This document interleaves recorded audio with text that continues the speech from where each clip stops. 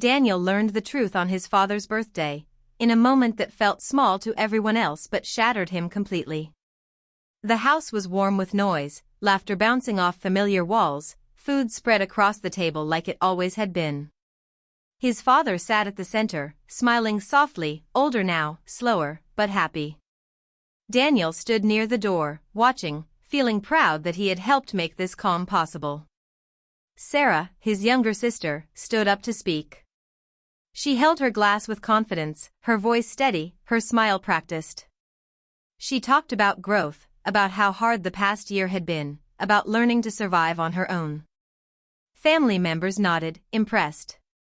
Then she said it. She said she had handled everything alone. She said she never needed help. She said she was proud she hadn't asked anyone in the family for money. Daniel felt the room tilt. 8 months. That was how long he had paid her rent. 8 quiet transfers. 8 months of believing he was helping her survive. 8 months of sacrifice he never spoke about.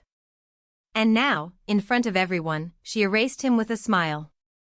He looked at his father. Pride shone in the old man's eyes. His mother reached for Sarah's hand, touched by her strength. No one looked at Daniel. No one knew. The applause came. It sounded far away. Daniel remembered the first call. Sarah had cried that night, her voice shaking as she said she was days away from being thrown out. She said she was ashamed to ask. She said she would pay him back soon. Daniel had agreed without thinking. He told her family helped family. He told her not to worry.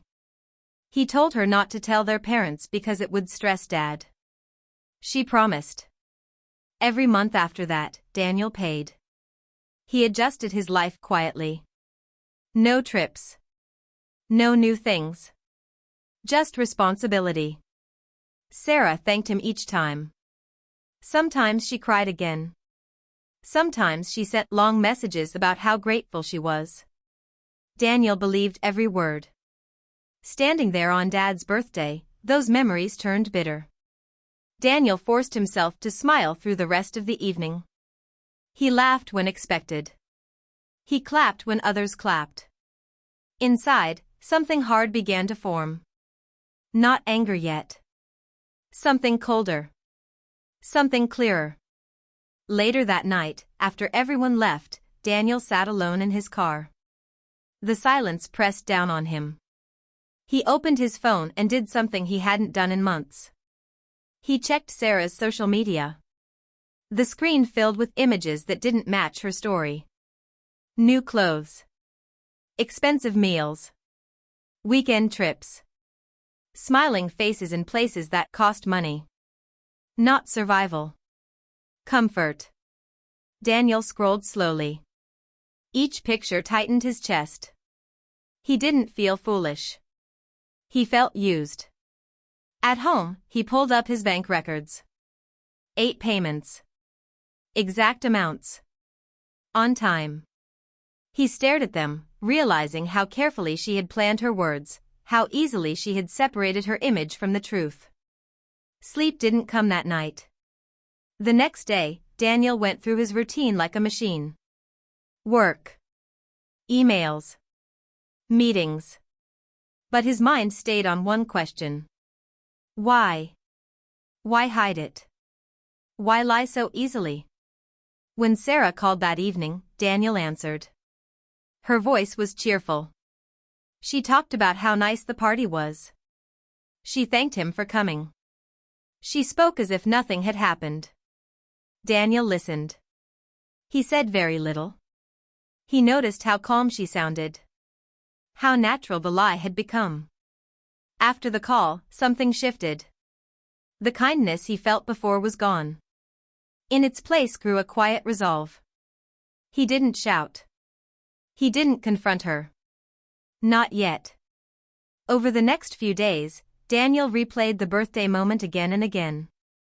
He imagined stopping her speech. He imagined telling everyone the truth right there. He imagined her face when the lie broke. Those thoughts scared him. They also felt good. Daniel realized the betrayal wasn't just about money. It was about respect. Sarah had taken his help and turned it into a story where he didn't exist. She had let their parents admire her strength while he stood invisible. That hurt more than the cost. He began to watch her closely. He noticed how she talked about independence now. How she enjoyed the praise. How she leaned into the role she had created. In her mind, she had earned it.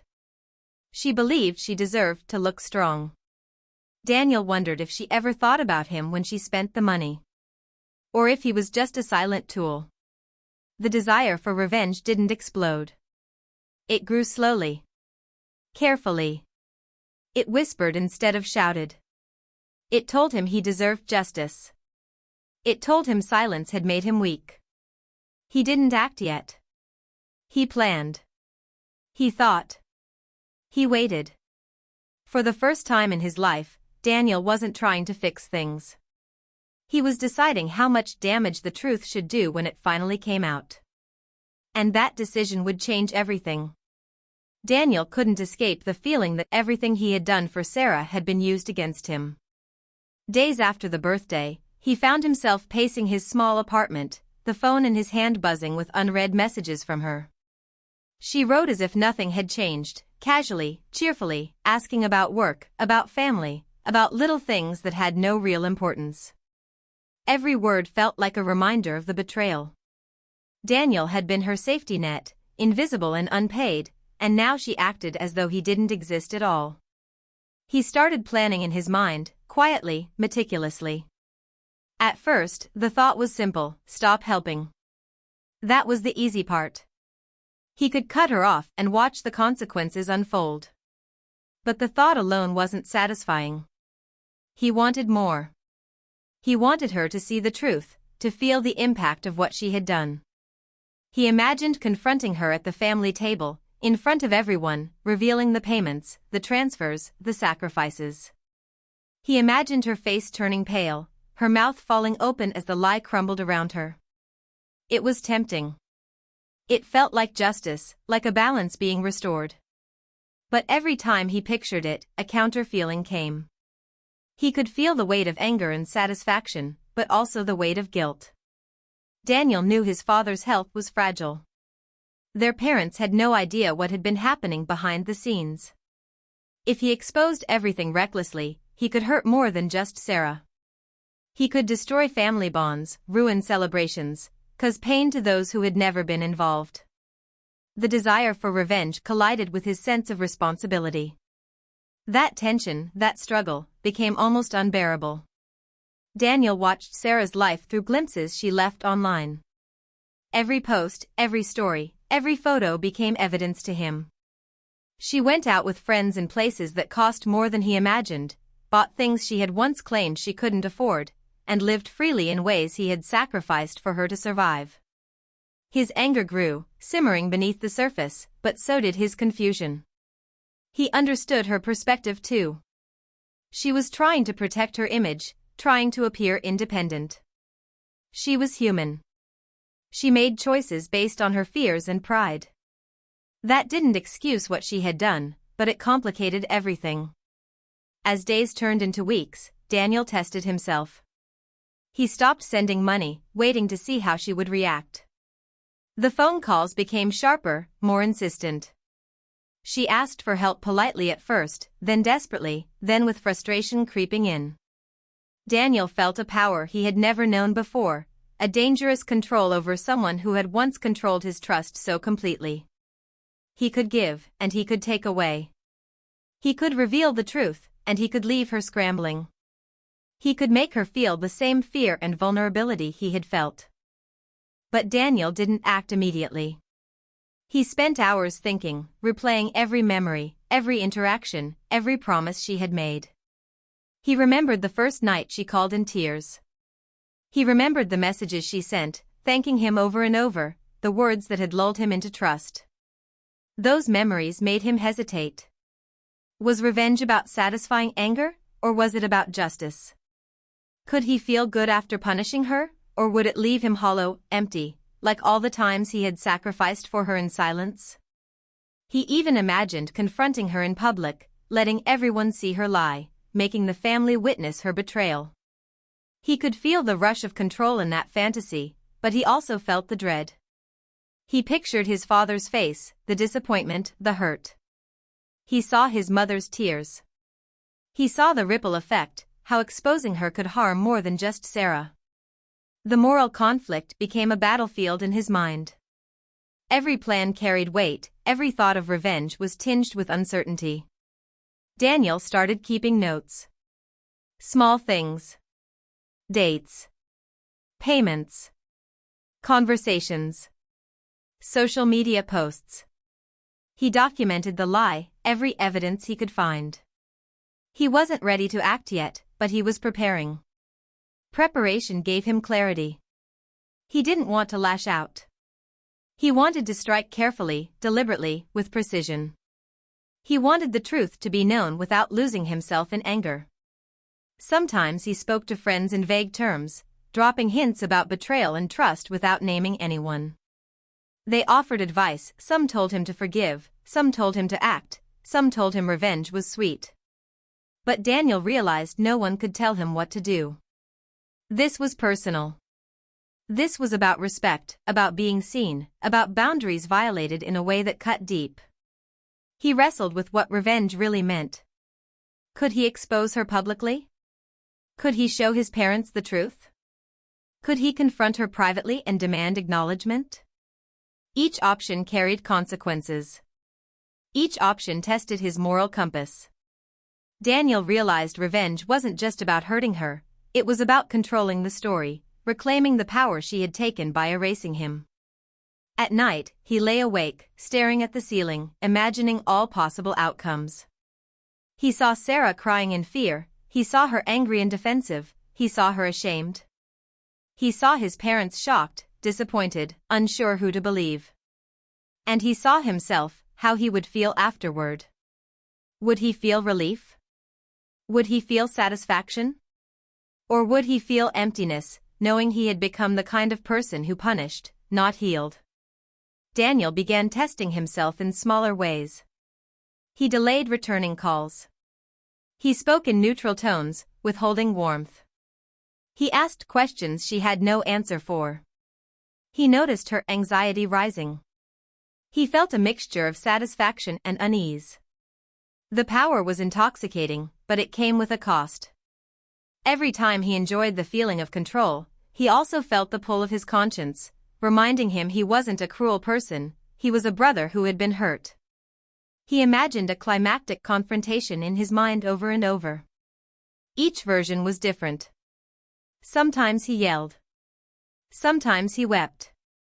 Sometimes he spoke calmly, exposing the truth with surgical precision. Sometimes he walked away, leaving her to live with the knowledge that he knew. Each version brought different emotions, relief, satisfaction, fear, doubt. He realized the climax wasn't just about her, it was about him. The decision would define who he became. And while the plan grew, so did his understanding of Sarah. He saw her vulnerability, her pride, her fears. He realized she wasn't evil. She was human. She had made selfish choices, yes, but choices motivated by fear and insecurity, by the desire to appear strong. That complicated his anger. Revenge felt less like justice and more like a test of his own morality. Could he punish her and still be the man he wanted to be? Could he act without crossing a line he wouldn't forgive himself for? Weeks passed. Daniel became patient. He watched, waited, and studied. Every call, every post, every interaction became part of the plan. He wasn't ready to act yet, but he knew the time was coming. He knew the moment would present itself, the moment when the balance could be restored. He didn't crave chaos. He craved acknowledgement. He craved truth. He craved respect. By the time the next family gathering approached, Daniel felt ready. His mind was clear, his emotions steady, his goal defined. He had wrestled with his desire for revenge, explored every angle, weighed every consequence. The struggle had sharpened him, made him patient, careful, precise. And now, the stage was set for the decision he had been preparing for. The confrontation, the revelation, the choice, everything he had thought about, everything he had planned, would come to a head. He could finally act, or he could walk away. Either way, nothing would ever be the same. Daniel understood that revenge was not about violence or cruelty, it was about truth, power, and choice. And the time to choose had finally arrived. The day of the next family gathering came, and Daniel felt a tension he hadn't felt in months. His heart beat fast, not from anger, but from anticipation. He had rehearsed what he might say, imagined every possible reaction, prepared for her excuses, her tears, her fear. Every scenario ran in his mind like a film he couldn't pause. He arrived early, as always, and watched the room fill with familiar faces. The smells of cooking filled the house. Laughter bounced from the walls. But Daniel felt apart from it all. Every sound, every smile, felt filtered through a lens of betrayal and planning. Sarah arrived late, her energy slightly off. She greeted their parents warmly, smiled at friends, and hugged Daniel as though nothing had happened. He held her gaze a moment too long, letting her sense the calm intensity building in him. She laughed nervously, unaware that the smallest movement, the smallest glance, could betray the tension in the room. She didn't know he had stopped helping her months ago, that he had watched, waited, and prepared. She still believed she controlled the story. She was wrong. The evening passed slowly, each moment building pressure. Daniel observed her carefully. Her gestures, her voice, her confidence, it all felt like a performance now. He noticed the small cracks, the hesitation in her tone, the way she avoided his eyes at certain moments. He thought about the 8 months of rent he had quietly paid, about the trust he had given freely, and the lies she had spun. Every detail sharpened the edges of his plan. Then the opportunity arrived. During dinner, a conversation about bills and responsibilities came up. Their parents spoke casually, unaware of the hidden truth, unaware of the quiet tension threading the room. Sarah chimed in, confident and proud, repeating her story of independence. Daniel felt the moment tighten around him. The air seemed heavier. He could almost hear the pulse of everyone in the room, waiting for the unexpected. He took a deep breath. Every instinct screamed at him to act, to expose everything, to make her pay for months of deceit. He imagined the scene vividly, their parents' shocked faces, Sarah's panic, the satisfying shock of truth landing hard. It was tempting, thrilling even. He felt the weight of his power, the satisfaction of justice within reach. He wanted to shout, to lay it all bare, to see her scrambling to explain herself. But as he opened his mouth, another voice inside him spoke. The one that reminded him who he was. The one that warned him revenge could be hollow, could leave scars far deeper than the betrayal itself. He realized that satisfaction gained from humiliation wouldn't heal him. It wouldn't fix the years of trust broken, nor would it teach Sarah anything meaningful. It would only add more pain to an already messy truth. So he paused. He looked at her. He studied the fear in her eyes when she noticed his gaze, the subtle tension in her posture. He saw vulnerability, real and raw, the kind that comes when someone realizes the consequences of their actions might finally catch up. But he also saw a person he once loved and protected. A sister. That human connection complicated his plan. It wasn't enough to punish, it had to be measured, deliberate, and true to his own sense of morality. Daniel chose a different kind of exposure. He spoke calmly, deliberately, letting each word land with clarity. He didn't yell. He didn't shame her. He told the truth as it was, simple and precise. He recounted the 8 months of payments, the sacrifices he had made, the trust she had broken. He didn't embellish. He didn't add anger or venom. He let reality speak for itself. The room froze. His parents looked between them, disbelief clouding their expressions. Sarah's face went pale, her confident posture collapsing under the weight of facts she could no longer deny. She stammered, tried to explain, but words failed her. She had built a story that erased him, but now it couldn't hold. Daniel didn't attack her, he simply presented the truth. That was enough. After the initial shock, Sarah cried. Her tears were genuine, not for him, not for justice, but for herself. She realized her miscalculations, the fragility of her false image, the vulnerability she had ignored. Daniel watched quietly, not with glee, but with the calm satisfaction of someone who had acted according to his values. He felt the power of truth, not revenge. He had chosen to confront betrayal with honesty, not cruelty. The aftermath was immediate and intense. Conversations became strained. His parents struggled to understand how their children had kept secrets and manipulated perception. Sarah retreated, needing space to process the exposure. She apologized, but the apology was complicated, mixed with defensiveness and fear. Daniel listened. He didn't press further. He didn't gloat. He had made his point, established boundaries, reclaimed respect without destroying someone he still cared about. As the evening ended, Daniel realized the weight of his choice. He hadn't sought revenge in the traditional sense. He hadn't humiliated or destroyed. He had reclaimed his dignity, his voice, his presence. The betrayal had been acknowledged, the truth spoken, and he had survived without compromising his own principles. That understanding brought a sense of relief deeper than any satisfaction revenge could offer. In the weeks that followed, life adjusted. Sarah moved out for a while to regain her independence and rebuild trust. The relationship was damaged, maybe permanently, but it was now grounded in reality, not illusions. Daniel felt a quiet growth inside himself, a sense of resilience and moral clarity. He realized revenge might feel sweet in the imagination, but in reality, it rarely heals. Truth, even when uncomfortable, allows for closure, reflection, and growth.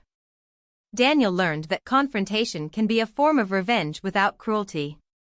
By choosing honesty over humiliation, he maintained his integrity, preserved his values, and set boundaries that couldn't be ignored. The act of exposing deception became a statement of self-respect rather than a weapon of destruction. That choice shaped who he was and who he wanted to be in the future. He reflected often on what had happened, understanding that betrayal and trust are delicate. People make mistakes, some more damaging than others.